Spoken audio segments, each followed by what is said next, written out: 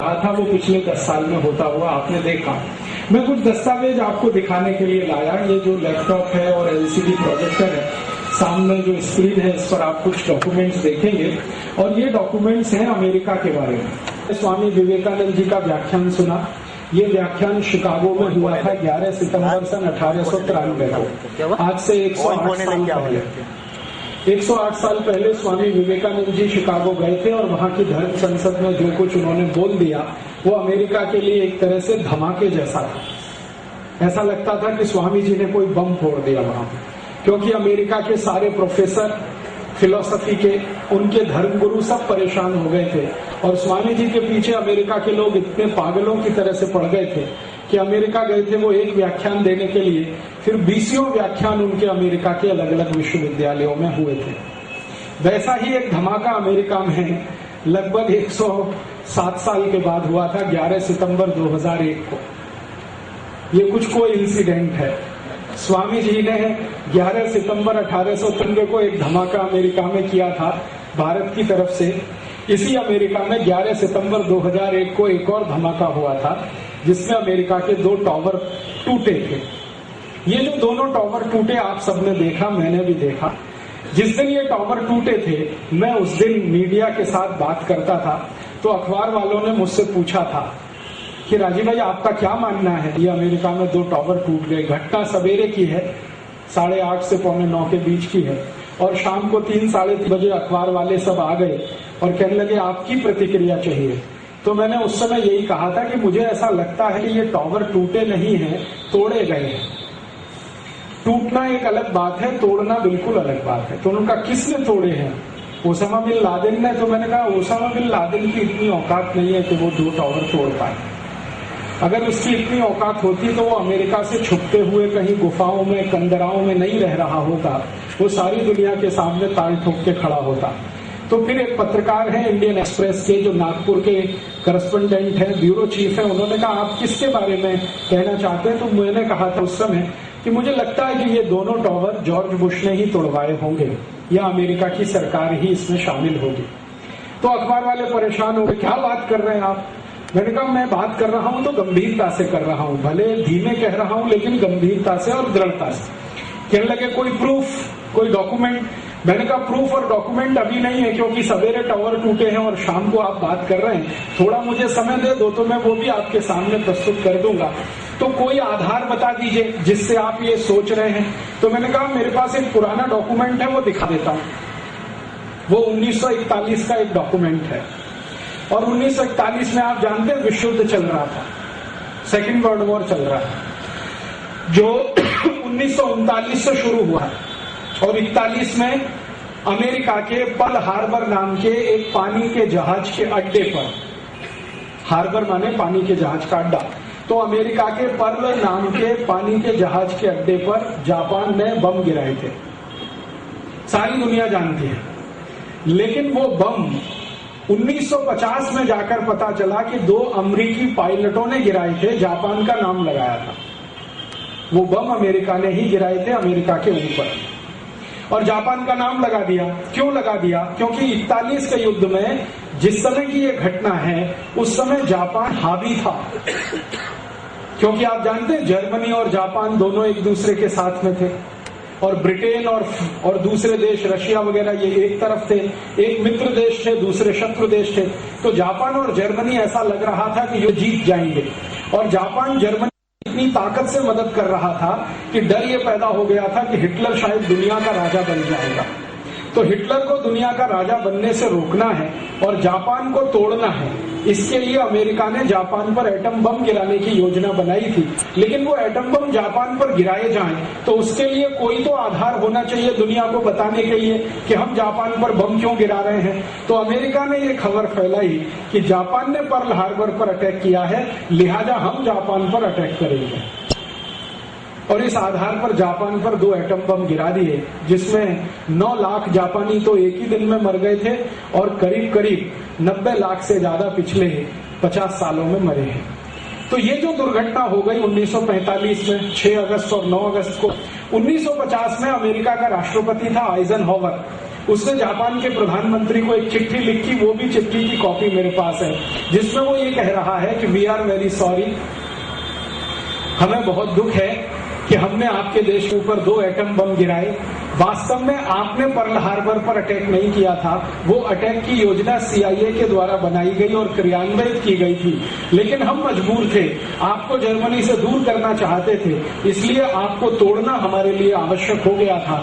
तो हमने बहाना बनाया था कि पर्ल हार्बर पर अटैक जापान ने किया है, इसलिए अमेरिका जापान पर अटैक करेगा। वास्तव में आपने पर्ल हार्बर पर अटैक नहीं किया था। दुनिया को हमने जो फोटोग्राफ जारी किए थे हवाई जहाज से बम गिराते हुए, वो फोटोग्राफ में जापान के 2 नागरिकों को पायलट की सीट पर बांधकर बिठाया हुआ था, साथ में अमेरिकन बैठे हुए थे और दुनिया को चिट्ठी और फोटो दिखाए गए कि देखो ये जापानी है जो बम गिरा रहे हैं। वास्तव में वो अमेरिकन ने गिराए थे। इसमें आपके देश का बहुत नुकसान हुआ है, हम आपके नुकसान की भरपाई कर चुके हैं, हम आपको मदद दे चुके हैं, आगे भी देते रहेंगे, लेकिन अब हमें ऐसा लगता है कि आपसे हम माफी मांग लें, क्षमा मांग लें। आगे के संबंध अमेरिका और जापान के अच्छे बनाने के लिए मैं एक योजना प्रस्तुत करता हूं, और वो योजना ये है कि अगले 100 साल तक अमेरिका जापान की सुरक्षा करेगा, और जापान के लिए आर्मी की कभी भी जरूरत पड़ेगी तो अमेरिका अपनी आर्मी देगा। आप कृपया हमें उसके लिए माफ करें। तो कब गिरेगा और ऐसे गिरेगा तो कब गिरेगा? अगर प्लेन की स्पीड वायु में ध्वनि की स्पीड से ज्यादा है, आवाज की जो गति है ना हवा में, साउंड स्पीड, अगर प्लेन की स्पीड साउंड की स्पीड से ज्यादा है तो टॉवर उसी दिशा में गिरेगा जिधर से प्लेन आया, ऐसे करके गिरेगा अगर प्लेन इधर से आया। और अगर प्लेन की स्पीड हवा में साउंड की स्पीड से कम है तो प्लेन अपोजिट डायरेक्शन में उस टॉवर को गिरा देगा। तो टॉवर हर हालत में या तो ऐसे गिरेगा या तो ऐसे गिरेगा, कोई भी टॉवर ऐसे नहीं गिर सकता। आपको याद है दोनों टॉवर ऐसे करके गिरे थे, ऊपर से नीचे ढड़ ढड़ ढड़ ढड़, और सेकंड्स में। मैंने टाइम कैलकुलेट किया क्योंकि वो वीडियो मैंने मंगा रखा, वो मैं आपको भी दिखाऊंगा। CNN की जो लाइब्रेरी है उससे मैंने वीडियो मंगाया टॉवर के गिरने का। एग्जैक्ट नॉर्थ टॉवर 8.4 सेकंड में गिर गया, 8.4 सेकंड में पूरा डट डट डट डट गिरता चला जैसे रेत का महल। 8.4 सेकंड में 110 मंजिल का टॉवर कब गिर सकता है? जब उस टॉवर को अंदर से ब्लास्ट किया जाए किसी बम के द्वारा, और वो बम एक ना हो, टॉवर के हर मंजिल पर बम लगाया गया हो और सारे बम एक साथ ब्लास्ट करें तो 8.4 सेकंड में 110 मंजिल का टॉवर गिरेगा। एक मंजिल की सामान्य ऊंचाई आप मान लें 10 फीट, 10 फीट का माने 3 मीटर, तो 3 मीटर की एक ऊंचाई है एक मंजिल की, तो 110 मंजिल की, और 110 मंजिल में 3 का गुणा करें, 330 मीटर ऊंचाई का कोई भी टॉवर गिराना हो तो कितने फोर्स का बम चाहिए और कितना उसमें RDX लगेगा, वो सब कैलकुलेशन मैंने लगाया तो पता चला कि कम से कम 440 बम होने चाहिए, तब जाकर वो 8.4 सेकंड में गिरेगा। और वो 440 बम हर फ्लोर पर 4 बम होने चाहिए और उनका कनेक्शन किसी मदर बम के साथ होना चाहिए। मदर बम ब्लास्ट होते ही 440 बम एक साथ ब्लास्ट होने चाहिए, तो 8.4 सेकंड एग्जैक्ट टाइम निकलता है, पूरा टॉवर जमीन पे आ जाएगा। तो ये जो पेन और टेलर थे, इन्होंने कहा कि हम आपके कैलकुलेशन को क्रॉस वेरीफाई करें। मैंने कहा यस करो।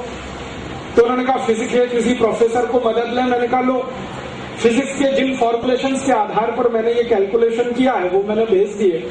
वो बेचारे दोनों पत्रकार 3.5 साल लगे रहे।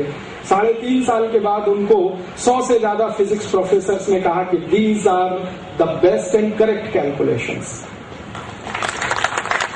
कि 8.4 सेकंड में 330 मीटर की टॉवर को गिराना पड़े तो इतना RDX चाहिए, इतना ग्लूटोन चाहिए, जो RDX के साथ मिक्स करने वाला केमिकल है वो चाहिए, और 440 बम अगर होंगे तो ये हो जाएगा।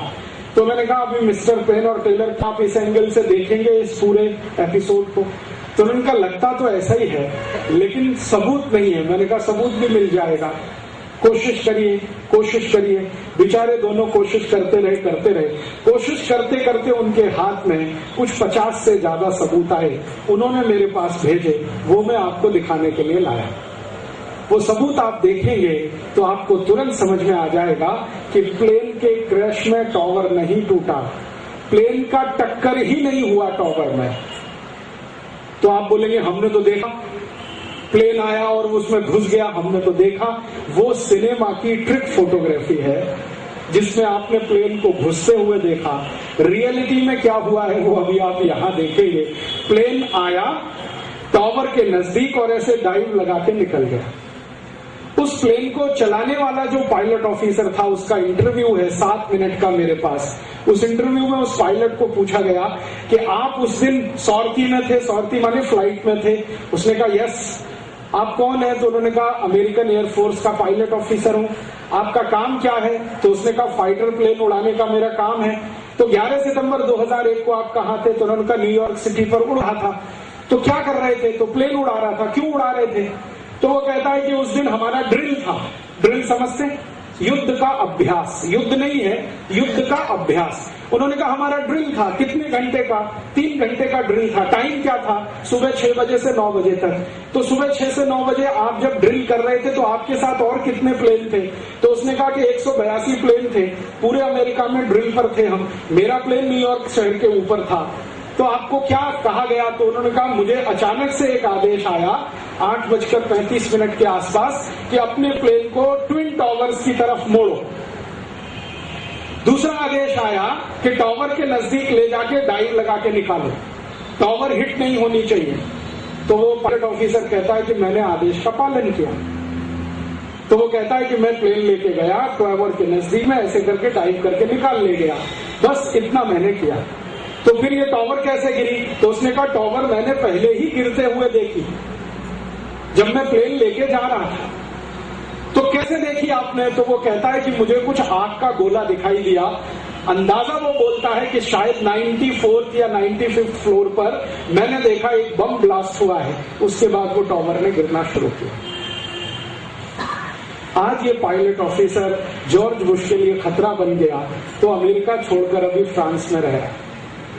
उसने राजनीतिक शरण ली हुई है क्योंकि अमेरिकन सरकार उसको मरवा देगी। फिर उस पायलट ऑफिसर के बाद एक दूसरा ऑफिसर जो अमेरिकन एक डिपार्टमेंट होता है, फायर डिपार्टमेंट, जैसे हमारे यहाँ होते हैं ना दमकल विभाग, ऐसे ही अमेरिका में भी फायर डिपार्टमेंट। उनके सबसे बड़े ऑफिसर को पूछा गया कि आपको आदेश मिला कब कि टावर के पास जाना है और आपका काम करना है? तो उनका हमको आदेश मिला 8:45 बजे, तब तक टावर गिर चुकी थी।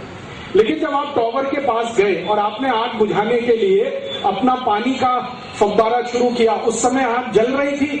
उन्होंने कहा आग नहीं जल रही थी। तो आपने पानी फेंका? हाँ फेंका। कहाँ फेंका? जमीन पे फेंका। क्यों? टावर गिर चुकी थी, जमीन पे ही पानी फेंकते। तो आपने जो कचरा उठाया? हाँ उठाया। उस कचरे में आपको प्लेन का मटेरियल मिला? तो उनका कोई मटेरियल नहीं मिला। अब ये हैरान करने वाली बात। आप जानते हैं हवाई जहाज की टक्कर हो और किसी टावर में हवाई जहाज जाके टकराए तो प्लेन में आप जानते हैं ईंधन होता है, इतना ज्वलंत होता है कि तुरंत प्लेन जलता है और टावर भी जलती है और घंटों घंटों जलते हैं। जलने के बाद वो मटेरियल अगर मेल्ट करेगा तो कचरे में मिलना चाहिए कि नहीं? तो फायर ऑफिसर कहता कचरे में ऐसा कोई मेटल नहीं मिला जो प्लेन का था। तो क्या मिला? तो कंक्रीट मिला। वो कंक्रीट कहाँ गया? तब उसने कहा हमने सब भारत देश को बेच दिया। अभी इंटरेस्टिंग बात सुनिए, भारत देश को बेच दिया। किसने खरीदा भारत में? तो वो कहते हैं पंजाब के कुछ व्यापारियों ने खरीदा। क्या किया उसका? तो उन्होंने कहा इसमें से जो मेल्टेड आयरन था वो पंजाबी लोगों ने निकालकर उसकी साइकिलें बना बनाकर बेच दिया। तो मैं पंजाब में उन लोगों के पास गया जिन्होंने अमेरिका से ये कचरा खरीद कर लाया और ऐसे 2 लोगों ने मुझे कचरा दिया कि देखो हम जो लाए हैं वो ये है। मैं वो कचरा लेके IIT की लेबोरेटरी में गया, दिल्ली और मद्रास दोनों जगह, और लेबोरेटरी में जो बहुत एक्सपर्ट लोग हैं उनको मैंने कहा इस कचरे को टेस्ट करना है, इसमें कहा गया है कि प्लेन हिट किया है तो कोई मेटल मिलेगा। तो वो वैज्ञानिकों ने 8 महीने लगातार काम करने के बाद कहा इसमें प्लेन का कोई मेटल नहीं, इसमें लोहा है। वो लोहा है जो टावर में लगाया गया था, कंक्रीट है, सीमेंट है, ईंट है जो टावर में बनाने में इस्तेमाल की गई थी। इसमें प्लेन का कुछ भी नहीं है। अब आपको एक इंटरेस्टिंग बात बता दूं कि ये दुर्घटना हुए करीब 6 साल से ज्यादा बीत गए। अमेरिका की सरकार आज तक ब्लैक बॉक्स को बता नहीं रही है कि वो है कहां। आप जानते हैं प्लेन में एक ब्लैक बॉक्स है, डाटा रिकॉर्डर में उसको इस्तेमाल, प्लेन कितनी भी बुरी तरह से कहीं भी क्रैश करे, हिट करे, लेकिन ब्लैक बॉक्स उसका खत्म नहीं होता। फ्लाइट डाटा रिकॉर्डर नाम का एक दूसरा इंस्ट्रूमेंट होता है एफडीआर और ब्लैक बॉक्स को अमेरिकन सरकार बता नहीं रही है वो गया कहां अगर प्लेन ने हिट किया तो वो है नहीं ब्लैक बॉक्स और एफडीआर भी नहीं है। क्यों? प्लेन ने हिट ही नहीं किया, ये तो सब बम ब्लास्ट से गिराया गया था। अब एक सबसे आखिरी इंटरेस्टिंग बात, आपको मालूम है ट्विन टावर्स नॉर्थ और साउथ में से कोई अगर अमेरिका गए होंगे तो इमीडिएट आपके ध्यान में आएगा ये एक गली जैसे जाती है। एक गली के एक कॉर्नर पर नॉर्थ टावर है, दूसरे कॉर्नर पर साउथ टावर है, बीच में से गली है और वो गली एक जगह जाके डेड एंड है। उस डेड एंड पर एक और बिल्डिंग 47 मंजिल की एक तीसरी building, north tower south tower, बीच में से गली जहां पर डेड एंड है वहां पर 47 फ्लोर की एक बिल्डिंग जिसका नाम था बिल्डिंग नंबर 7। इस बिल्डिंग को गवर्नमेंट ऑफ अमेरिका के जॉर्ज बुश के आदेश पर 11 सितंबर की शाम 3:30 बजे ब्लास्ट करके गिराया गया और वो मैं आपको दिखाऊंगा कैसे गिराया गया। ब्लास्ट करके उस 47 फ्लोर की बिल्डिंग को गिराया, बिल्डिंग नंबर 7। उसका मालिक है, उसके मालिक का इंटरव्यू लिया हमने, मैंने नहीं लिया, पेन और टेलर ने लिया, इंटरव्यू लेके मुझे भेजा। उसको पूछा गया कि तुम्हारी बिल्डिंग गवर्नमेंट ऑफ अमेरिका ने गिराई? हाँ गिराई। तुमको कोई दुख नहीं है? उसने कहा दुख किस बात का? बिल्डिंग का जितना पैसा था वो सरकार ने मुझे दे दिया। तो कितना दिया? तो उसने कहा $7 बिलियन मुझे मिला। तो बिल्डिंग कितने की थी? तो उसने कहा $2 अरब की थी। $7 अरब मिल गया। तो $5 अरब तुमको अमेरिका की सरकार ने ज्यादा कैसे दे दिया? तो वो कहता है टू कीप मम, चुप रहने के लिए $5 अरब ज्यादा मिला। तो क्या चुप रहने के लिए मिला? तो बताना नहीं कि ये बिल्डिंग क्यों गिराई गई। तो अब तुम क्यों बता रहे हो? तब वो बहुत बुरी गाली देता, वो गाली मैंने उसमें से निकाल दी है जानबूझ के, क्योंकि जॉर्ज बुश के लिए वो अवमानना या मेरे खिलाफ अवमानना के रूप में इस्तेमाल, वो बहुत खराब गाली देता है और कहता है जॉर्ज बुश ये है, वो गाली के साथ कहता है जॉर्ज बुश ये है और मैं इसको अभी नंगा करना चाह रहा हूं।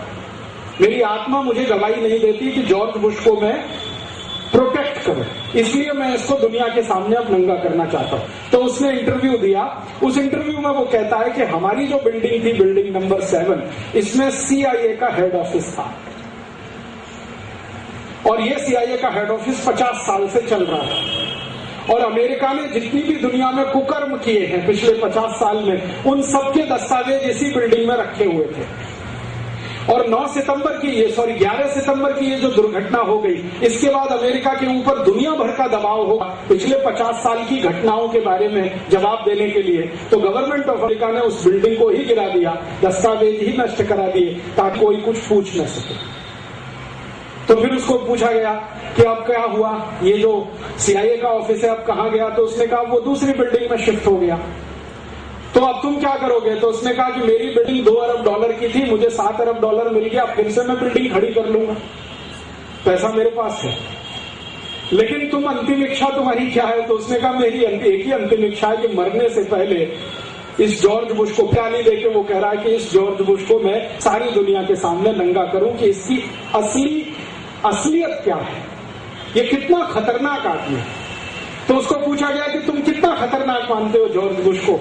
तब वो कहता है कि मैं आपको कुछ ऐसी जानकारी देना चाहता हूं जो बहुत सेंसिटिव है और वो जानकारी आपको मिल जाए तभी आप ये ओपन करना, नहीं तो मेरा मर्डर भी हो सकता है। तो क्या जानकारी है? तब उसने बताया कि ये नॉर्थ और साउथ टावर दोनों जो थे, इनकी सिक्योरिटी का जिम्मेदारी जॉर्ज बुश की फैमिली का ही था। जॉर्ज बुश फैमिली की एक कंपनी चलती है अमेरिका में, उसका नाम है यूनोकोल। ये कंपनी के 2 धंधे हैं, एक तो वो तेल बेचने का काम करते हैं, डीजल, पेट्रोल, LPG। दूसरा उनका सिक्योरिटी का बहुत बड़ा बिजनेस है। जॉर्ज बुश के 2 भाई हैं, माने जॉर्ज बुश और उसका एक भाई है, उसका नाम है मार्विन बुश। ये अपने बाप के 2 बेटे हैं, जॉर्ज बुश और मार्विन बुश। मार्विन बुश छोटा है, वो यूनोकोल कंपनी का CEO है, चीफ एग्जीक्यूटिव ऑफिसर। तो मार्विन बुश की जिम्मेदारी पर दोनों टॉवर थे, नॉर्थ और साउथ। सिक्योरिटी की जिम्मेदारी पूरी उसकी थी। तो कैसे गिर गई फिर ये टॉवर? तो वो कहता है कि इसी मार्विन बुश ने सारे बम लगवाने का काम किया, क्योंकि उसकी सिक्योरिटी थी। तो मार्विन बुश क्यों बम लगवाएगा? तब उसने असली राज खोला, और वो राज फिर डॉक्यूमेंट से भी प्रूव हुआ। उसने कहा कि बात ऐसी है कि ये जो यूनोकोल कंपनी है, इसमें ओसामा बिन लादेन और जॉर्ज बुश दोनों बिजनेस पार्टनर हैं। दोनों बिजनेस पार्टनर हैं। एक का इक्विटी है 51%, दूसरे की है 49%। जॉर्ज बुश के फैमिली की तरफ से मार्विन बुश इसका सीईओ है, और ओसामा बिन लादेन की फैमिली की तरफ से उसका छोटा भाई इस कंपनी का डेप्यूटी सीईओ है। दोनों मिलकर ये कंपनी चलाते हैं। इनकी कंपनी ने क्या किया था? सऊदी अरब के एक शेख के साथ सौदा किया था, और वो सौदा था दोनों नॉर्थ और साउथ टॉवर के इंश्योरेंस का। इन्होंने क्या किया था? गवर्नमेंट ऑफ अमेरिका ने नॉर्थ और साउथ टॉवर को बेचा था। 5 सितंबर 2001 को सौदा हुआ। सौदे की कॉपी है, वो भी डॉक्यूमेंट्स में है। सौदा हुआ, सऊदी अरब के शेख ने दोनों टॉवर को खरीदा। उनका इंश्योरेंस कराने की जिम्मेदारी मार्विन बुश को दी गई। मार्विन बुश ने थोड़ा कमीशन खाके जापान की 2 कंपनियों से इंश्योरेंस करा दिया। टॉवर टूटने के बाद नुकसान जो हुआ वो जापान का हुआ, अमेरिका का कुछ नहीं। ये है अमेरिका। फिर आप बोलेंगे जी 3000 लोग मर गए। हाँ मर गए। जो 3000 लोग मरे उनमें एक भी अमेरिकन नहीं था, सभी नॉन अमेरिकन मरे। अमरीकी लोग क्यों नहीं मरे उस दुर्घटना में? क्योंकि अमेरिका के जो लोग उन टॉवर्स में काम करने के लिए जाते थे, उन सबको उस दिन छुट्टी पर भेजा गया 11 सितंबर 2001 को, और छुट्टी देने का आदेश राष्ट्रपति के घर से आया कि जितने भी व्हाइट अमेरिकन हैं और ज्यूज हैं, सबको कंपलसरी छुट्टी पे भेजना है। 11 सितंबर को कोई यहां नहीं आएगा। तो वो सब छुट्टी पे थे। तो बाकी लोग जो मरे वो कौन थे? वो हिंदुस्तानी थे, पाकिस्तानी थे, बांग्लादेशी थे, जो दोनों ट्विन टॉवर्स में झाड़ू लगाने का काम किया करते थे, पोछा लगाने का काम किया करते थे, सफाई करने का काम किया करते थे, ब्लू कॉलर्स जॉब्स में थे वो सब। तो जो 3000 मरे वो ये मरे। तब ये लैरी सिल्वर स्टील, जिसके मैं बार बार जिक्र कर रहा हूं, उसका नाम है लैरी सिल्वर स्टील, बिल्डिंग का मालिक, उसको पूछा गया कि मान लो एक भी अमेरिकन मरता तो उसने कहा जॉर्ज बुश की खटिया खड़ी हो जाती। एक भी अमेरिकन मरता तो इतना कंपेंसेशन देना पड़ता कि गवर्नमेंट ऑफ अमेरिका परेशान हो जाती। इसलिए खूब कैलकुलेशन करके ये तय किया गया एक भी अमेरिकन मरना नहीं चाहिए, और नॉन अमेरिकन मरे तो कोई फर्क नहीं पड़ता, क्योंकि वो सिटीजन नहीं है अमेरिका के, और जो अमेरिका का सिटीजन नहीं है उसके लिए कंपेंसेशन ज्यादा नहीं देना पड़ता, जितना दो उतना ही काफी होता है। जो अमेरिकन सिटीजन मरे तो कंपेंसेशन बहुत देना पड़ता है, मुआवजा बहुत देना पड़ता है। तो ये खेल हुआ। अब इस खेल का अंतिम उद्देश्य क्या, क्यों किया ये सब, आपके मन में तुरंत सवाल आएगा। आखिर जॉर्ज बुश को क्या पड़ी थी? वास्तविकता जो है वो ये कि जॉर्ज बुश, मैंने आपसे कहा, उसकी कंपनी है जिसका नाम है यूनोकोल। कंपनी का सीईओ है मार्विन बुश। ये कंपनी का धंधा है डीजल पेट्रोल एलपीजी। अब डीजल पेट्रोल एलपीजी बनाने के लिए आपको मालूम है कच्चा तेल चाहिए।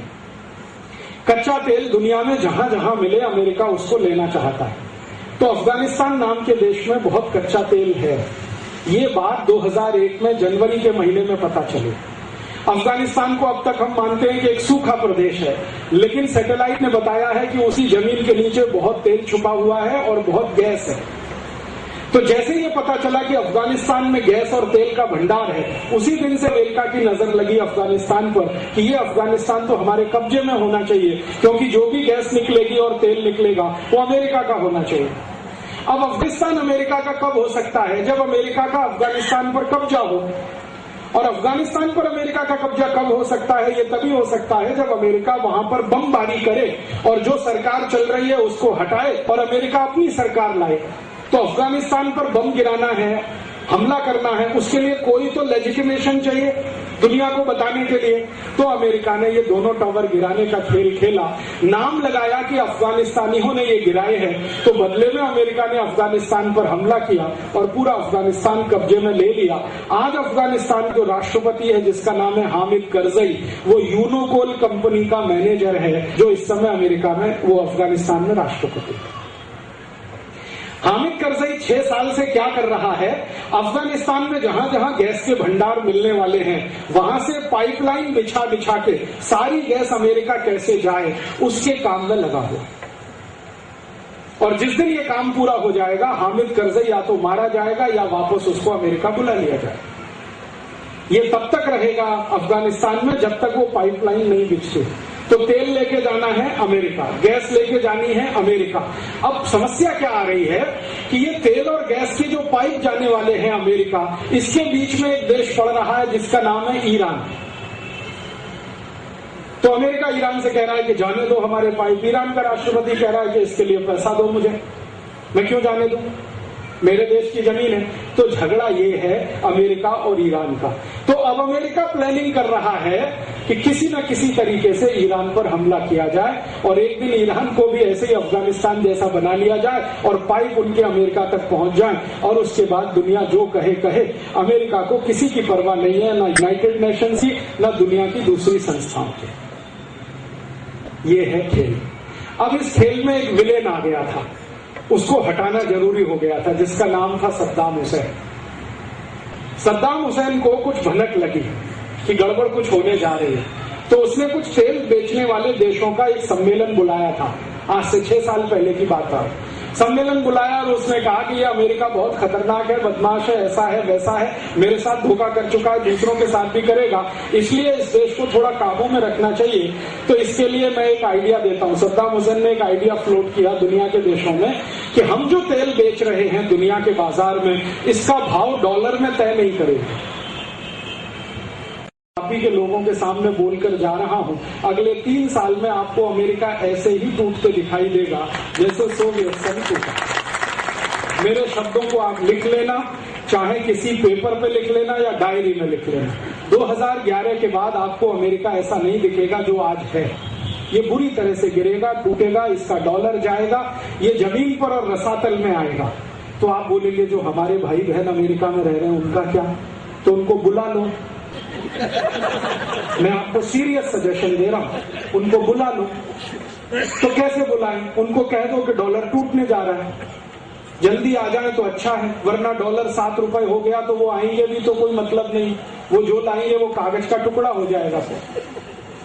अभी डॉलर 40 से 38 पे तो आ ही गया ना, और इसको भारत सरकार ने टेका दे रखा इसलिए 38 पर है। कल टेका वापस करे तो 30 रुपए भी नहीं है आज डॉलर।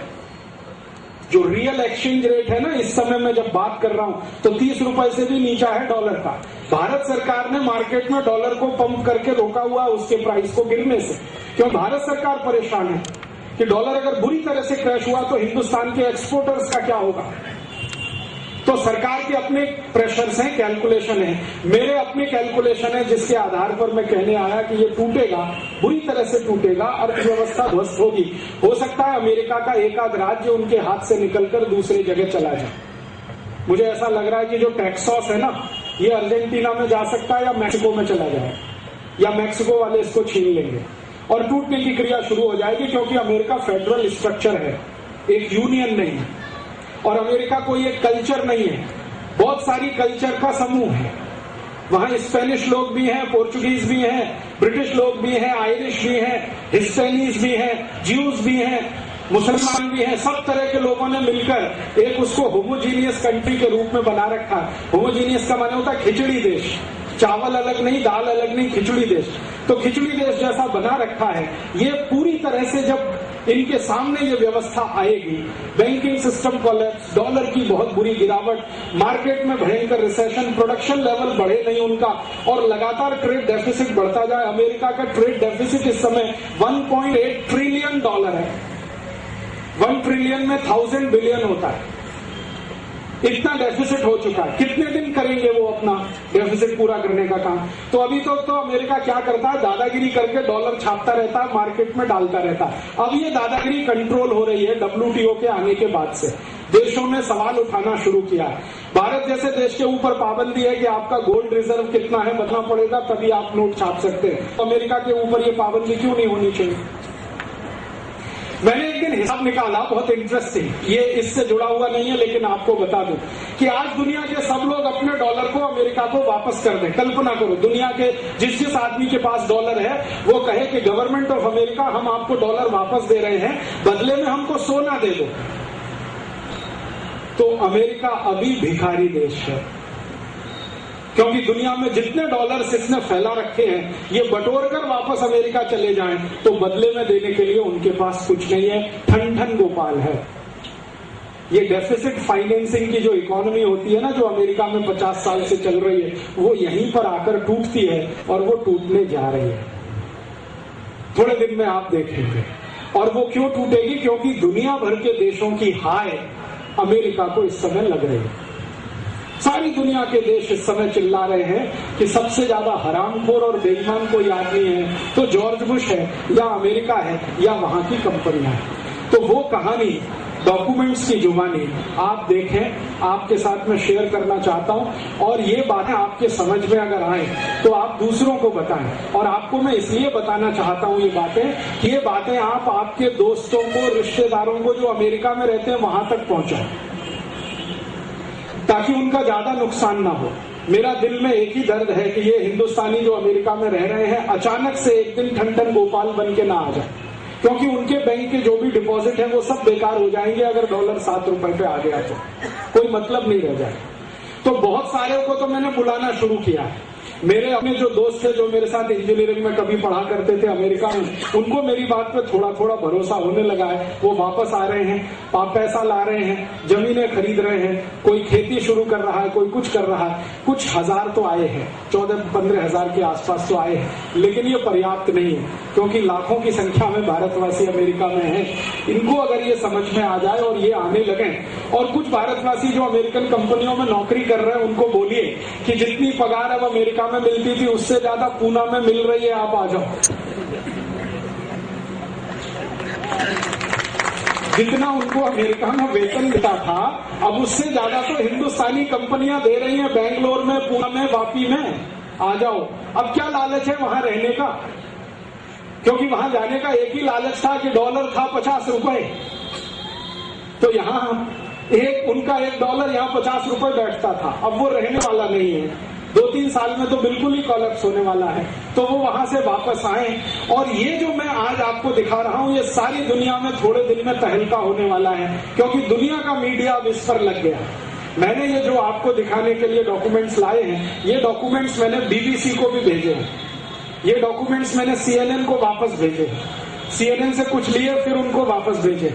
ये डॉक्यूमेंट्स फ्रांस की कुछ एजेंसियों को भेजे हैं, ये डॉक्यूमेंट्स कुछ जर्मनी एजेंसियों को भेजे हैं। वो अपने अपने तरीके से इनका क्रॉस वेरिफिकेशन कर रहे हैं। जिस दिन वो वेरीफाई हो जाएंगे ये सब धमाका BBC पे होगा, किसी दिन फ्रेंच टेलीविजन पे होगा, किसी दिन जर्मन टेलीविजन पे होगा, फिर अमेरिकी टीवी पे भी होगा। और इसी धमाके में अमेरिका थोड़ा हिलेगा और हो सकता है फिर दुनिया के सामने स्वीकार करे, जैसे 1950 में स्वीकार किया, yes we have demolished our tower, हमने ही डिमोलिश किया है अपनी दोनों टॉवर को, तो दुनिया से माफी मांगे। और फिर सारी दुनिया की जियोपॉलिटिक्स, पूरी भू राजनीति इस एक आधार पर बदले। मेरा निवेदन है कि ये लाइट्स प्लीज ऑफ कर दें ताकि आप अच्छे इसको देख सके। मैंने आपको स्टोरी बता दी है, अब आप पूरी शांति से इसको देखेंगे। बीच में एक है जहां से आपको धुआं निकलता दिखाई दे रहा है और प्लेन है वो टॉवर से दूर है। टॉवर ने टूटना शुरू कर दिया। एयर ट्रैफिक कंट्रोलर के हाथ में रिमोट था, उसको कहा गया था कि 8:35 पर आपको ये बटन दबाना है। कैलकुलेशन ये किए गए थे कि ये प्लेन 8:35 तक यहां पहुंच जाएगा, लेकिन ये लेट हो गया और इसी के लेट हो जाने से हम लोगों को ये सब खोज खबर मिल गई।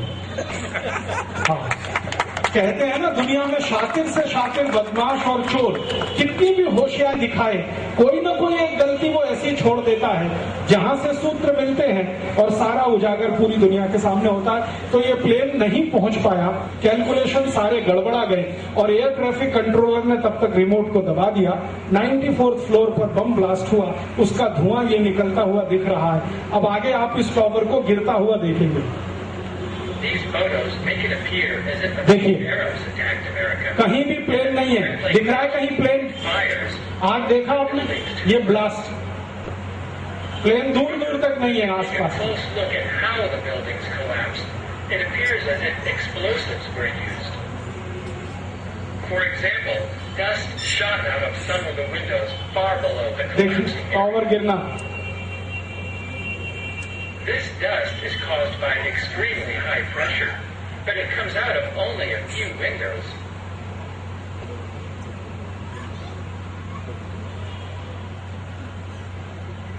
हाँ जरा इसको पॉज करिए तुरंत। When we look close, yes, ये आप देखिए काले काले टुकड़े, ये टुकड़े दिख रहे हैं आपको, ये जो बम ब्लास्ट हुआ है उसके टुकड़े हैं सर, और यही मलबे में सारे के सारे मिले। at the area that is collapsing, we find ये dust साइड में सारे टुकड़े बम के। of the entire floor at the same time. The towers had steel. अभी एक मिनट रोकिए so they please. only went हाँ, ये टावर बनाने वाला जो इंजीनियर है अमेरिका में रहता है, न्यूयॉर्क में रहता है, और जिस आर्किटेक्ट ने इसको डिजाइन किया, जिस इंजीनियर ने बनाया, उनके पास से हमने पुराना फोटोग्राफ मांगा कि जब आप टावर की बिल्डिंग बना रहे थे उस समय का एक फोटोग्राफ चाहिए। शुरू किया तो उन्होंने कहा कि हम आपको चैलेंज करते हैं, ये टावर जिस कंक्रीट और लोहे से बना है, इसमें अगर एक साथ 10 प्लेन भी आप हिट करो तो ये टावर नहीं टूट सकता। तो मैंने पूछा क्या होगा अगर प्लेन हिट करेंगे, तो उसने कहा कि मैं ये एडमिट कर सकता हूं कि मेरे टावर के डिजाइन में एक ही गलती है कि अगर प्लेन हिट करेगा तो इसमें आग लग सकती है, टावर नहीं टूटेगा। तो जिस इंजीनियर ने ये काम किया और जिस आर्किटेक्ट ने इसको बनाया, हमने पूछा आप ऐसा कोई एविडेंस दे सकते हो हमें, तो उसने कहा कि यस, मेरा ही डिजाइन किया हुआ एक टावर है स्पेन में, मैड्रिड में, और उसको एक बार प्लेन हिट किया था। तो मैंने कहा वो हमें चाहिए फोटोग्राफ्स। तो इसने स्पेनिश गवर्नमेंट से कांटेक्ट करके हमें फोटोग्राफ्स दिलवाए। तो वहां यही घटना हुई थी कि टावर उनकी थी करीब करीब 48-50 मंजिल की, इसी इंजीनियर और आर्किटेक्ट की डिजाइन की हुई जिसने नॉर्थ टावर डिजाइन किया। तो उसमें प्लेन हिट हुआ था, वो टावर में आग लग गई, प्लेन जल गया, टावर जल गई, 7 दिन तक आग जलती रही। उसके बाद टावर का पूरा ढांचा वैसे का वैसा आज भी मैड्रिड में खड़ा हुआ है, वो फोटोग्राफ में अभी दिखाऊंगा। तो वो कहता है कि टावर में प्लेन हिट करता है तो आग लग सकती है, टावर गिर नहीं सकती, क्योंकि जितना कंक्रीट और लोहा इसमें डाला गया है, ये कितने ही 10 प्लेन एक साथ हिट करें तो भी नहीं गिर सकती। आग लगेगी, गिरेगी नहीं। गिरेगी कब? तब उसने कहा जब आप एक्सप्लोजिव से उसे ब्लास्ट करेंगे तभी मेरी टावर गिर सकती है, अदरवाइज नहीं। प्लीज, ये पुराना फोटो है उसका। अभी ये सेकंड्स का कैलकुलेशन है, इधर लेफ्ट में टावर गिर रही है, एग्जैक्टली 8.4 सेकंड में जमीन पर आ गई। इधर ये सेकंड की वॉच है, 8.4 सेकंड का कैलकुलेशन आया, टावर पूरी गिरी। अभी एक मिनट जरा इसको रोकिएगा। ये कैलकुलेशन में समझाया है कि अगर आप 110 मंजिल की टावर को 8.4 सेकंड में गिरते हुए देखना चाहते हैं, तो इसका मतलब ये हुआ कि हर 10 टावर माने हर 10 मंजिल 1 सेकंड में गिरे। यही तो हुआ ना। और 10 मंजिल 1 सेकंड में गिरे, ये तो धरती कंप में भी नहीं हो सकता। 10 मंजिल एक साथ 1 सेकंड में गिरे, ये धरती कंप में भी नहीं हो सकता। ये तभी हो सकता है जब बहुत बड़ी इंटेंसिटी के एक्सप्लोजिव्स एक साथ ब्लास्ट हों, सभी 10 मंजिल पर, तब वो 1 सेकंड में गिर सकता है। तो वही हुआ, और वो गिरते हुए आप देखेंगे आगे फिर। ये है, एक मिनट इसको रोकिए। ये इंटरनल स्ट्रक्चर है टावर का, ये मैंने वहीं से लिया, वो जो इंजीनियर है। देखिए यहाँ पर इन्होंने जॉइंट्स फिक्स किए हुए हैं, ये टावर का एक साइड है, ये टावर का दूसरा साइड है, बीच में ये जॉइंट है। ये अब वो इंजीनियर क्या कहता है जिसने ये टावर डिजाइन किया, वो कहता है कि मुझे डाउट है कि ये जो जॉइंट्स है यहाँ पर बम फिक्स किए गए एक्सप्लोजिव। एक यहाँ किया गया, एक यहाँ किया गया, फिर एक यहाँ किया गया, फिर एक यहाँ, फिर एक यहाँ, फिर ऐसे करके ये बम फिक्स किए गए। और वो कहता है कि मदर बम से उनको कनेक्ट करके एक साथ ब्लास्ट किया तो ये साइड का पूरा हिस्सा गिर गया, उसके बाद सब कुछ नीचे आ गया। ये है उसके पीछे की theory. Please. And the pieces fell to a floor below it. Those pieces shattered that floor. and so on, all the way down. However, when the pieces hit the floor below, they will slow down slightly because some of their energy will be used to break the floor. Therefore, there should be a delay every time the ये 94th floor. The towers had 110 floors, so if it took 1 second for each floor to be crushed, that would be 110 seconds. However, the seismic data and video show that the North Tower collapsed in only 8.4 seconds. The collapse started at about the 94th floor. If you were to drop a rock from the 94th floor, it would hit the ground about 8.4 seconds later. यहाँ पर कुछ students हैं, आप लोग physics पढ़ते नहीं पढ़ते? चलो, फिजिक्स अगर कोई 9th और 10th स्टैंडर्ड के स्टूडेंट्स होंगे वो भी पढ़ते होंगे, तो उनके पास एक फॉर्मूला होता है H = UT + ½ GT। पढ़ते हैं आप? उसी फॉर्मूले से ये कैलकुलेशन मैंने निकाला। हाइट अगर आपको मालूम हो, हाइट किसी भी बिल्डिंग की हाइट मालूम हो, वहां से पत्थर का कोई टुकड़ा आप जमीन पर गिराएं तो कितने सेकंड के बाद वो जमीन को हिट करेगा? वो सिंपल सा क्वेश्चन है। ये सभी फिजिक्स के स्टूडेंट्स को पूछा जाने वाला क्वेश्चन है। 8th में, 9th में, शायद आजकल 7th में भी पूछने लगे हैं। तो 9th और 10th के फिजिक्स लेवल में ये क्वेश्चन आता है कि सपोज 100 मीटर की बिल्डिंग है, उस पर से पत्थर का एक टुकड़ा गिराया गया, जी का मान इतना है, ग्रेविटेशनल एक्सीलरेशन, तो आप बताओ कितने टाइम के बाद ये पृथ्वी को हिट करेगा? तो मैंने ये कैलकुलेशन किया कि हमें हाइट मालूम है, हमें टाइम भी मालूम है। 8.4 सेकंड में बिल्डिंग आ गई नीचे, तो टाइम 8.4 सेकंड हो गया। हाइट हमें मालूम है 110 मीटर है, तो मैंने स्पीड कैलकुलेट करने का कोशिश, इनिशियल स्पीड क्या था, तो वो स्पीड वही निकला। तो अमेरिकन फायर फाइटर्स माने दमकल विभाग के अधिकारियों ने कैलकुलेट करके दिया है कि ये इतने स्पीड से गिरना शुरू हुई थी टावर। तो 8.4 सेकंड के बाद कोई अगर चीज 110 माले से गिर के नीचे आ रही है तो उसका एग्जैक्ट कैलकुलेशन किया जाना बहुत आसान है, क्योंकि फिजिक्स इसमें सक्षम है और फिजिक्स के फॉर्मूले इसके लिए हैं। उस कैलकुलेशन से ये मैंने बताया और ये ड्रॉ किया। इसमें बस इतना ही है कि वो अगर पत्थर का टुकड़ा फेंकेंगे तो सीधे नहीं आएगा, एक पैराबोलिक शेप में आएगा, बस इतना ही अंतर है, लेकिन टाइम उतना ही आएगा, 8.4 second. Please. This means that the pieces of the building were falling as fast as objects fall through the air. How can objects इसको ध्यान से सुनिएगा। steel and concrete floors as fast as they fall through the air? There is only one explanation. Explosives were placed in these buildings before the attack. The North Tower started to collapse when explosives at the 94th floor were detonated. The explosives were timed so that the floors were shattered before the pieces contacted it. The pieces of the building fell in only 8.4 seconds because none of the pieces crashed into a floor. We were told that fire caused the towers to collapse, but no large building has ever collapsed from a fire. Yes, इसको जरा लो। building in Madrid. ये Madrid वाली घटना है। Spain की राजधानी Madrid में ये बिल्डिंग है। ये उसी इंजीनियर और उसी आर्किटेक्ट की बनाई हुई है जिसने नॉर्थ टावर बनाया। इसको जब पूछा गया तब इसने बताया कि इस बिल्डिंग में प्लेन हिट हुआ था 18 फरवरी 2005 को प्लेन हिट हुआ था। उसके बाद क्या हुआ वो आप आगे देखिए। Spain is a good example. The fire became so intense that it ये ऐसे आग लगी इस बिल्डिंग में, causing the building to look like a torch. This fire was much larger than the fire at the World Trade Center. The next morning there were ऐसे जली building fires in the lower floors. और 5 दिन जलती Everything रही। inside the building had been burned. Some sections of the building broke, and a few portions at the top of the building collapsed. However, the building remained standing. इसको रोकिए please.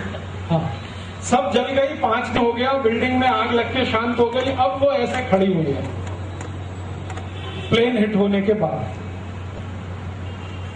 तो ये document जब मिला तो मुझे बहुत तकलीफ हो गई कि अमेरिका इतना भी झूठ बोल सकता है। तो अभी मैं आपसे कहने आया कि अमेरिका पिछले 100 साल से दुनिया के सामने ऐसे ही झूठ बोल रहा है। By comparison, The fire in the South Tower was so देखिए साउथ टावर में यहाँ बम ब्लास्ट हुआ to है। the ये other side of the please tower. रोकिए जरा, ये साउथ टावर में यहाँ बम ब्लास्ट हुआ है और यहाँ से दूर दूर तक प्लेन नहीं है कहीं भी। आगे आगे। We know that a few firemen made it up to the fire zone of the South Tower because they used their handheld radios to send reports about the fire. They said there were only a few areas with fire. Obviously, the fire was too small to kill firemen, but we are supposed to believe that it was large enough to cause the buildings to collapse after burning for only 56 minutes. इसको जरा रोकिए। एक दूसरा calculation हम लोगों ने किया कि suppose Madrid, Spain was much more intense, and it burned all night. ये But it रिपीट did हो not गया, cause ठीक the है। building to collapse. Scientists created this temperature map of the rubble 5 days after the collapse. Obviously, the rubble would be cooler after 5 days. Also, firemen sprayed water on the rubble during those 5 days.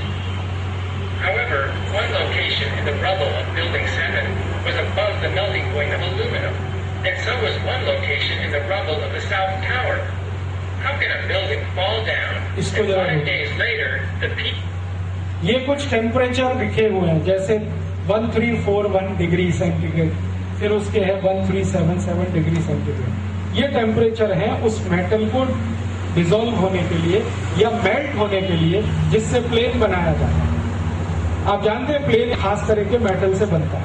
उस metal को अगर हम पूरी तरह से melt करें, पानी की तरह से पिघलाएं, तो कम से कम टेम्परेचर 1341 डिग्री सेंटीग्रेड होना ही चाहिए। The presidents of two different countries aluminium melt होने के लिए 1218 डिग्री फॉरेनहाइट चाहिए, लेकिन प्लेन एल्यूमिनियम का नहीं होता, एलॉय होता है। एल्यूमिनियम उसमें यूज होता है। These incredible temperatures are more evidence that explosives were used. हाँ, अभी ये बहुत इंटरेस्टिंग है, इसको जरा रोकिए, 1 मिनट रोकिए। ये मैं आपसे कह रहा हूँ, ये एक बिल्डिंग है, ये बिल्डिंग नंबर 7 है, CIA का हेड ऑफिस न्यूयॉर्क में। आप इसका पीछे से देख रहे हैं, अभी सामने से भी देखें। इस बिल्डिंग को शाम को 3:30 से 4 बजे के बीच में गिराया गया, उसी दिन 11 सितंबर, और बम लगाकर इसको ब्लास्ट किया और फायर डिपार्टमेंट ने इसको गिराया। जॉर्ज बुश के ऑर्डर पर गिराया। उस ऑर्डर की कॉपी इसमें आगे आप पढ़ेंगे, डॉक्यूमेंट्स में है। तो इस बिल्डिंग को गिराने वाले जो फायर फाइटर्स थे, उनसे जब पूछा गया कि आपने बिल्डिंग को गिराया क्यों, तो कहते हैं हमारा राष्ट्रपति का ऑर्डर है। तो इसमें तो बहुत इंपॉर्टेंट ऑफिस था CIA का, तो भी गिरा दिया। तो उसने कहा हमारे यहाँ ऑर्डर तो ऑर्डर होता है, तो CIA हो या कोई भी हो, हमको ऑर्डर मिला, हमने गिराया कैसे। तब उसने एक्सप्लेन किया है कि इसके सभी फ्लोर में हमने एक्सप्लोजिव्स यूज किए और उनको मदर बम से कनेक्ट किया। मदर बम को हमने डिटोनेट किया, सारे एक्सप्लोजिव्स एक साथ डिटोनेट हुए और बिल्डिंग धड़ धड़ धड़ धड़ गिरता चला गया। आप देखेंगे कैसे गिरा। ये बिल्डिंग जैसे गिरा, एग्जैक्ट वो नॉर्थ और साउथ टावर की तरह से ही गिरा। This was a 47-story building with a steel frame. Steel frame building है ये, It was not hit by an airplane. इसमें प्लेन हिट नहीं हुआ। देखिए कैसे गिरेगी। Late in the ये afternoon, देखिए। this building collapsed. The government investigated the collapse of this ये building. देखिए। However, after 7 months of investigating, their conclusion was they have no idea why the building collapsed. A few months later, the landlord of the building. ये है जो आदमी इसने पोल खोला, ये हमारा बहुत मददगार है। इसी का नाम है लैरी सिल्वरस्टी, जो जॉर्ज बुश को बहुत गाली देता है। ये अगर मुंह नहीं खोलता तो हम में से किसी को ये हवा नहीं पता चलती कि आखिर हुआ क्या। But nobody asked any questions. The collapse of Building 7 is identical to the collapse of buildings that are brought down. अब देखिएगा सामने से कैसे गिरी है। Shattered the joints ये that hold the building together. ऐसे गिराई जाती है बिल्डिंग में Free falls. बम ब्लास्ट में। Dust is produced at the base of the building. There is a tremendous amount of evidence that the government created the September 11th attack. We could spend days discussing all of it. Mike is saying that towers come all with close, the basic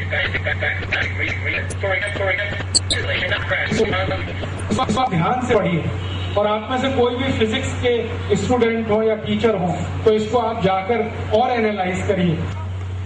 The fact that those towers collapsed in 10 seconds is proof that explosives destroyed the towers. Building 7 also collapsed in America. The explosives. This is why the government says they do not know why Building 7 collapsed. Anybody who looks at this evidence and continues to insist that fires caused the buildings to collapse is simply having a difficult time facing the possibility that a government could commit such a crime. Another reason it is difficult to believe the government created the September 11th attacks is because none of the major news agencies are talking. ये George Bush के 5 adviser हैं, इन्हीं का सारा खेल है ये जो प्लानिंग हुआ, ये जॉर्ज बुश के 5 एडवाइजर हैं जो डिफेंस के लिए एडवाइज करते हैं जॉर्ज बुश को. Some reporters refuse to talk about explosives in the World Trade Center because they are afraid to expose the crimes of the American government. Another reason for the silence is that the television, magazines, and newspapers of America and Europe are controlled by a small number of people. These people prevent the reporters from talking about explosives in the World Trade Center. Instead of telling us about the explosives, they show lots of photos of Osama bin Laden. This creates anger towards Arabs, and it fools people into thinking that the Arabs are responsible for the attack. The news agencies are trying to manipulate emotions, not to provide serious information. Most reporters ignore us when we talk about explosives in the towers. Occasionally, a magazine program tries. America के market में सबसे ज्यादा बिकने वाली ये magazine है. इसका नाम है पॉपुलर मैकेनिक्स. अमेरिका में इंजीनियरिंग के जो भी लोग हैं, इंजीनियरिंग फील्ड के, वो सब इस मैगजीन के सब्सक्राइबर हैं. ये है पेन और टेलर. प्लीज रोकिए. ये दोनों महान लोग, इनको मैं बहुत महान मानता हूँ. अमेरिका से भाग गए हैं, फ्रांस में रहते हैं क्योंकि सरकार इनको मरवाने की तैयारी कर रही है. Instead, they use insults to make people laugh at us. Here is how they introduced Jimmy Walter. ये जिमी वॉल्टर है जो CNN टीवी चैनल है ना, उसका इस समय CEO है CNN का. तो इससे टेलीफोन पे बहुत बार हमने बात किया. तो एक ये टेलीफोन पे इस समय बात कर रहा है. ये देखिए, ये जो आवाज है ये हमने रोका हुआ है, सुने नहीं आप. बहुत खराब गाली है. But it was ignored by the large magazines and television shows until Jimmy Walter began advertising it. This is a portion of one of his full-page newspaper ads. Here is how Penn & Teller described my book. He wrote a book called... ये है वो book जिसका ये cover page होगा, painful questions and analysis of the September 11th attack. Because we've never seen anyone carrying it, push them down a flight of stairs. ये लिखने में बहुत मदद कर रहा है ये बात. refers to us as liars. The angry and childish attacks on Jimmy Walter and me could be a sign that the criminals are frightened that we are exposing them. However, when a criminal tries to cover up his crime, he runs a risk of releasing more information about himself. These television shows and magazines can help us understand who is behind the September 11th attack and how they get away with these crimes. The executives of the major television networks, magazines, and newspapers are involved in these crimes. They help cover up the crimes by ignoring important information and by insulting those of us who complain about the crimes. The news agencies that ignore or insult us are identifying themselves as being either incompetent news agencies or as members of the criminal network. In either case, we should not purchase their newspapers, magazines, or television programs. अभी ये जो है ना, थोड़ा मजाक करते हुए America की जो डेमोक्रेसी है, फ्रीडम ऑफ स्पीच की बात जो सारी दुनिया में वो करते हैं, उसको मजाक के साथ कार्टून के रूप में आप थोड़ी देर देखिए. फिर इसके बाद एक सीरियस डॉक्यूमेंट है, वो दिखाकर मैं ये बंद करूंगा और फिर आपसे थोड़ी और बात करूंगा.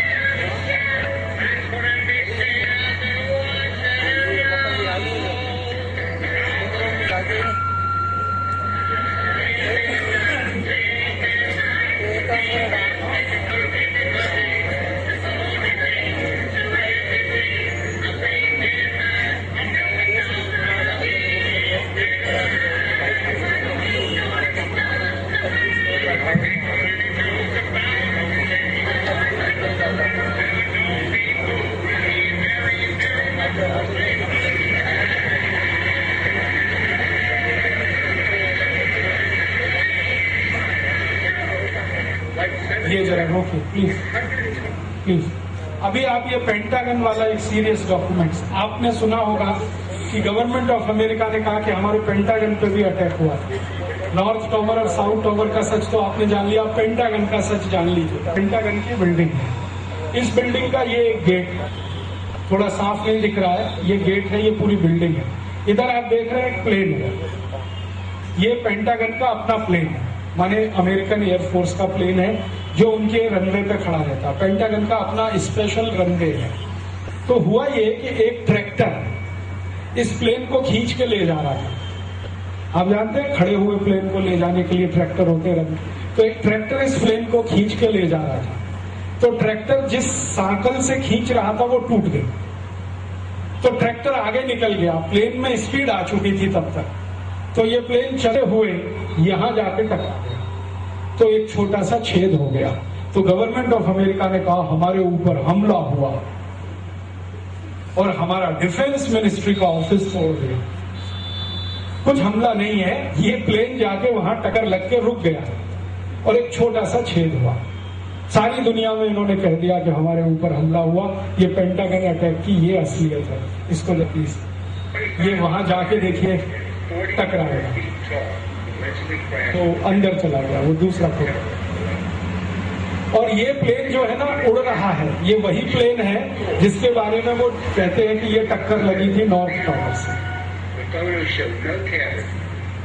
ये है देखिए प्लेन ऐसे जाकर टकराया। 800-630-9012 or go to reopen911.org for a free DVD.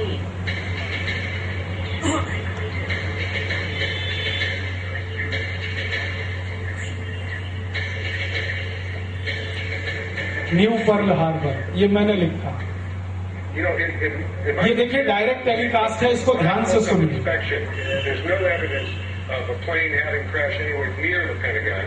The only site is the actual site of the building that's crashed in. And as I said, the only pieces left that you can see are small enough that you can pick up in your hand. There are no large tail sections, wing sections, a fuselage, nothing like that anywhere around, which would indicate that the entire plane crashed into the side of the Pentagon. कोई plane crash नहीं है, ये American CNN ने breaking news में कहा कि यहाँ कोई प्लेन क्रैश नहीं है और यहाँ एक भी ऐसा एविडेंस नहीं है जिससे हम कह सकें कि प्लेन क्रैश हुआ है। लेकिन अमेरिका ने सारी दुनिया में ऐसा हवा मचाया कि बहुत बड़ा उन्होंने वहां पर प्लेन टारगेट ये कर दिया। अभी इसमें आगे एक इंटरेस्टिंग इंटरव्यू है जिसकी अंग्रेजी, ये है वो पायलट ऑफिसर जिसका मैं बार बार बात कर रहा था कि उसने वो प्लेन उड़ाया। ये है वो चिट्ठी, जरा इसको रोकिए। अमेरिका ने जो कमीशन बनाया जिसने इंक्वायरी किया, उस कमीशन का ये चिट्ठी है जो उन्होंने लिखा जॉर्ज बुश को, और इसमें उन्होंने ये पहली बार कहा कि 3000 लोग जो मरे हैं उनमें से एक भी अमेरिकन नहीं है। ये 9/11 की रिपोर्ट है, टोटल रिपोर्ट में उन्होंने जितने नाम दिए हैं एक भी ओरिजिनल अमेरिकन नहीं। अब जरा देखिए अमेरिकन पार्लियामेंट का सीन है, ये जरा पार्लियामेंट को देखिए, रोकिए जरा इसको प्लीज।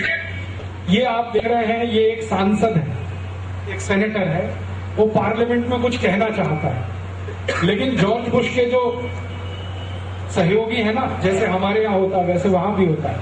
आप ऐसा मानते हैं कि इंडियन पार्लियामेंट में ही हंगामा होता है, अमेरिकन पार्लियामेंट में उससे ज्यादा होता है, आप इसको देख सकते हैं। तो ये एक अमेरिकन सेनेटर है, ये बहुत ईमानदार व्यक्ति है, ये रिपब्लिकन पार्टी का ही है, जॉर्ज बुश की पार्टी का है। ये कुछ सवाल उठा रहा है, और ये सवाल क्यों उठा रहा है? क्योंकि इसको हमने ये सारे डॉक्यूमेंट्स भेजे, तो ये खड़े होकर सवाल उठाने की कोशिश कर रहा है, तो इसको उठाकर बाहर फेंकवा दिया जॉर्ज बुश। ये असलियत है अमेरिकन डेमोक्रेसी की। हमारे यहाँ होता है ना, कई बार नेता उल्टा सीधा बोलना शुरू करते हैं तो उठाकर फेंकवा दिया जाता है, ये अमेरिकन।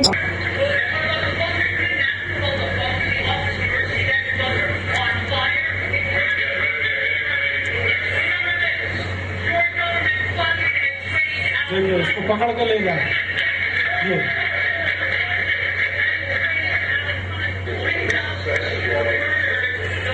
ये वो चिट्ठी है, आप शायद क्लियर नहीं पढ़ पाएंगे अभी, लेकिन मैं जब किताब में छापूंगा तो बहुत साफ पढ़ाई।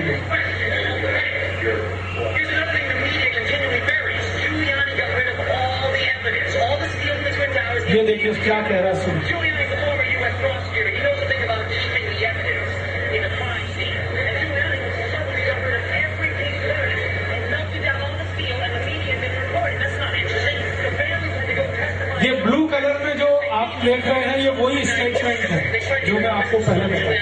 And Giuliani said, "Oh, I didn't know anybody wanted to hear any evidence." Well, my simple message is this: again, Americans, wake up. You know your media lies to you every day. Your government is on record for hundreds of years lying to you every day. That's all I ask. Wake up, pay a little more attention, and don't believe anything you read in the paper. How many times have we caught them lying to us? Yeah, okay. They just closed the ये पत्रकार why isn't that other people have my interest? Yeah, why isn't other people have my interest? It should be.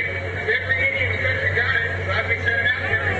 They were 93% think like us. Well, why is the media talking about that? That's a big deal that a majority of New York... ये जो deal की बात कर रहा था ना, किसी ने बताई कि बहुत बड़ा डील हुआ, दोनों टावर को बेचा गया, पैसे उसमें लेन देन हुए। Everybody thinks like we do.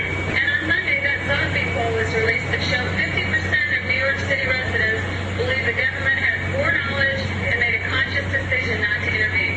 50% of the people who live in New York believe that. It's time for a serious investigation. Then CNN... अब ये CNN पर एक सर्वे हुआ अभी थोड़े दिन पहले, और अमेरिका के लोगों को पूछा गया कि कितने लोग अमेरिका में मानते हैं कि जॉर्ज बुश झूठा है। तो 90% से ज्यादा लोगों ने कहा yes, he is a cheater and liar. 90% से ज्यादा लोग, out of over 7,000 believe 90%. the U.S. government cover-up. All the people involved in the cover-up of September 11th have gotten wealthy off of it or gotten even richer. And then now, September 11th is being used to kill our freedoms, to destroy what America is built on, what America is supposed to really be about. Most of my friends have questions about what happened on 9/11. ये एक बहन I'd है, like to know answers. इसका बहुत detail हमारे पास बयान है। ये उस दिन वहां नीचे खड़ी हुई थी जिस दिन ये टॉवर दोनों गिरे, तो इसने बार बार कहा कि मैंने कोई भी प्लेन को दोनों टॉवर में हिट होते नहीं देखा। मैंने जो देखा वो ये था कि बम ब्लास्ट हुआ है और उसके बाद टॉवर दोनों गिरे। वो बार बार कह रही है ये बहन। इसके बाद ये एक भाई है, ये भी वहां था उस दिन 11 सितंबर को नॉर्थ और साउथ टॉवर के नीचे वाला जो मार्केट एरिया, वहां पर ये घूम रहा था। ये भी कहता है कि मैंने किसी प्लेन को हिट होते हुए नहीं देखा, मैंने बम ब्लास्ट की आवाज सुनी और उसके बाद टॉवर गिरे। ऐसे 100 से ज्यादा हमारे पास प्रत्यक्षदर्शी गवाह है, 100 से ज्यादा, जो कहते हैं जिन्होंने प्लेन हिट होते देखा ही नहीं, वो बम ब्लास्ट से दोनों tower. Heard a lot of interesting things from people. A few just happened today. A woman came up saying that her family received a phone call from a family friend. She was told by this family friend on September 10th. The family friend was a Navy SEAL, told not to show up in Lower Manhattan tomorrow, which was of course the 11th. It's going to be a major event. ये जगह रोकी, Investigate. ये trade centre जो था ना north और south, वहां पर एक ट्रेड सेंटर था, उनकी तरफ से ये सर्कुलर इशू हुआ है जिसमें ये बताया गया। और Individuals in the towers being told not to go to work that day, being told to get out early that morning. They found out that yes, it was not an urban legend. It was true. They found hundreds and hundreds and hundreds of witnesses. And then the Israeli instant messaging company 100 से ज्यादा witness है हमारे पास, publicly told her जो सामने से आकर बोले हैं कि उन्होंने कोई प्लेन हिट होते हुए नहीं देखा। हाँ, ये है वो। ये ऑडिगो एक एजेंसी है वहां की, वो अमेरिकन सरकार के लिए काम करने वाली एजेंसी है। उनकी तरफ से जो काम करने वाले वर्कर्स हैं उनको चेक पोस्ट ने ये एक और अपनी तरफ से चिट्ठी जारी की थी, ओपन लेटर, उसमें एडिटर कॉलम में, और उसमें अमेरिकन को अपील की गई थी कि 11 सितंबर को वर्ल्ड ट्रेड सेंटर के नजदीक ना जाए। इसमें लिखा गया leave the building 4 hours before the planes slammed into it. This is on the record and cannot be ignored. Students pointed up at the towers and told their school teachers in the weeks before 9/11. ये police की internal security की जो व्यवस्था, उनकी चिट्ठी है। And then on top of this, we have the public officials being warned. Total evidence of prior knowledge. And while we were in New York, we talked to dozens of eyewitnesses who had been personally warned themselves, but were afraid to come public. Some have been told to keep their mouths shut. That was a rescue worker. ये एक और प्रत्यक्षदर्शी है, उसी दिन वहां खड़ा था। 9/11, we said that it was going to to come down. I don't know how he knew that. He did tell me before it happened, before the fact that it was coming down. The widows. इसको सुनिए, ये भी वही महिला. Were standing at the new school in Bethel for the 2 days, and they were screaming at the media, "Please pay attention." We got phone calls. We listened that their husbands or their children were saying there's explosives coming up on like the 23rd, 26th floor before the buildings went down. And the media started laughing and said, "We have no time to hear you." ये कह रही है 26-27 आवाजें इसने सुनी है और media वालों को कहा कि मैंने बम की आवाजें सुनी है, लेकिन मीडिया ने इसकी बात पर कोई ध्यान नहीं दिया. स्टोरी वही बनाई गई कि प्लेन का हिट हुआ है और टॉवर हुआ.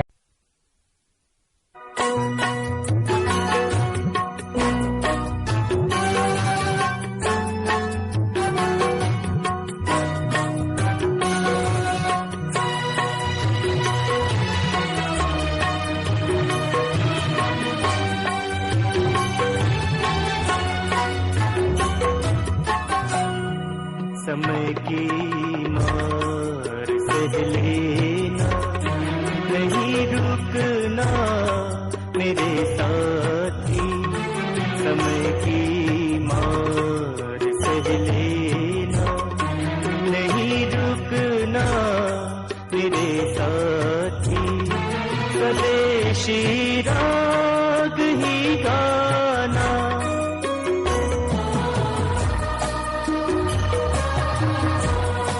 स्वदेशी राग ही गाना, नहीं झुकना मेरे साथी.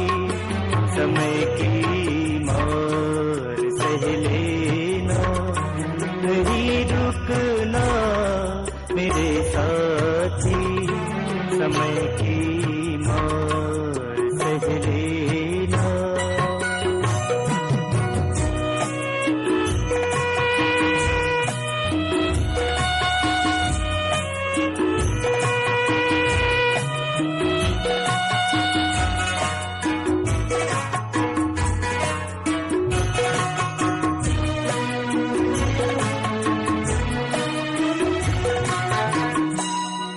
ये काले सांप पैरों से लिपटते हैं, लिपटने दो. ये सारे दृश्य आँखों में सिमटते हैं, सिमटने दो. सिमटते हैं, सिमटने दो. सहन में लपट उठना मेरे साथी. स्वदेशी राग ही गाना,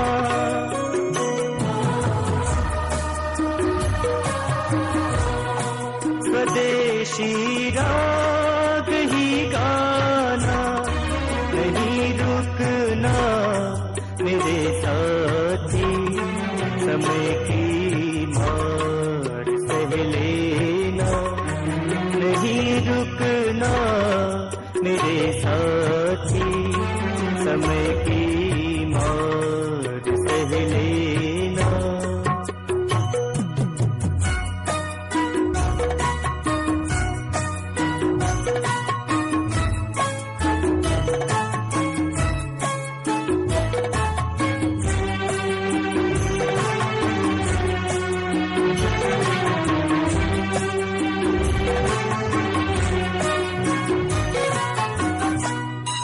भंवर में है भले कश्ती, छिड़ी है जंग रातों से. हमें तो बांधना है ज्वार का जर इन्हीं हाथों से. ज्वार का जर इन हाथों से, जहाँ पर वही उगना मेरे साथी. स्वदेशी राग ही गाना,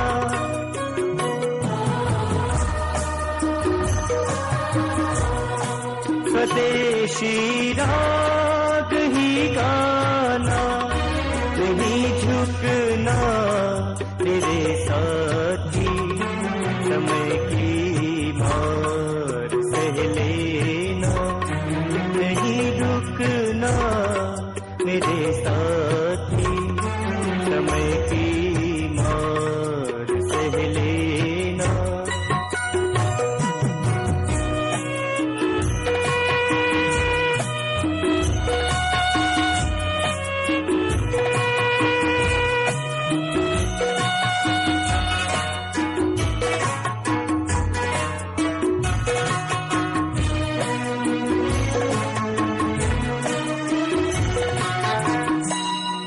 ये मुश्किल 4 दिन की है, विजय के गीत गाने हैं, भले अपनी हथेली पर अभी पर्वत उठाने हैं, अभी पर्वत उठाने हैं, चले रहना मशालों से, नहीं बुझना मेरे साथी, स्वदेशी राग ही गाना।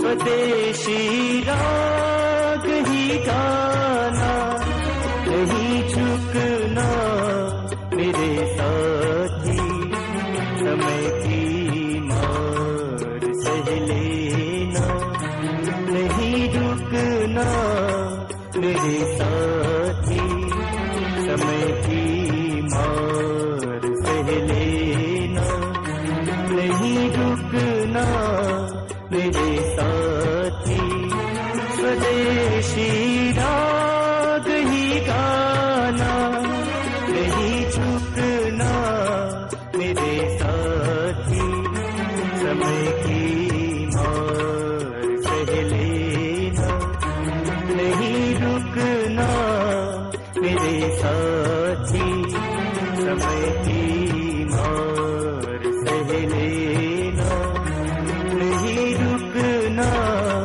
मेरे साथी, समय की मार सह लेना, नहीं रुकना मेरे साथी।